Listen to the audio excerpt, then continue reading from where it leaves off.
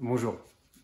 Dans le Rambam d'aujourd'hui, c'est les lois du shofar, premier chapitre, la 5e halakha. Le Rambam dit que si une personne elle écoute le son du shofar à côté d'un puits, ou donc la personne qui sonne le shofar est dans le puits, ou une personne qui sonnerait depuis une grotte, et donc il n'a pas entendu le son directement du shofar, mais il a entendu ce qu'on appelle kol havara.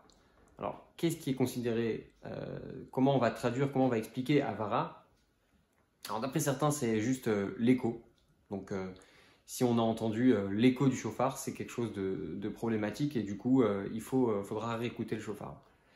Il y en a d'autres qui disent qu'avara, ça veut dire juste un petit bruit. Et donc, d'après eux, s'il y avait juste un petit bruit, c'est le Taz qui pense ça.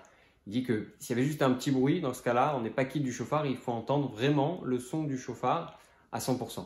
On a Rashi qui dit que l'écho, il est problématique. Et donc, si on a mélangé l'écho avec le son du shofar, alors dans ce cas-là, on ne sait plus vraiment ce qu'on a entendu. Est-ce qu'on a entendu le son du shofar lui-même ou est-ce qu'on a entendu l'écho? Donc, d'après Rashi, ce serait problématique. Il y en a qui disent que du coup, ça devient le cas dans tout ce qui est question d'entente. Par exemple, quand ça arrive la fête de Purim, on doit écouter la Megillah. Si on n'a pas entendu la Megillah elle-même à 100%, dans ce cas-là, ce serait problématique. Mais d'autres ont voulu dire non, pas du tout. Alors, on a dit ça seulement pour le shofar et ça ne s'applique pas pour toutes les autres halachot. Alors concrètement, qu'est-ce qu'on fait? Pour ce qui est du shofar, il faut vraiment faire très attention d'entendre à 100% le son du shofar.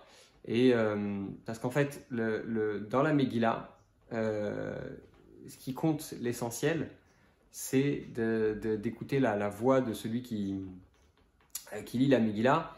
Et même s'il y a quelques tout petits bruits à droite à gauche, c'est sûr que c'est mieux. L'idéal, c'est d'écouter vraiment la Megillah de A à Z avec aucun dérangement. Maintenant, s'il y a un tout petit bruit, on a entendu quand même ce que la personne a dit, ce que celui qui lit la Megillah nous dit, alors c'est bon. Par contre, pour le shofar, il faut absolument écouter à 100% et ne pas être dérangé par quelques bruits qui pourraient s'ajouter au son du shofar.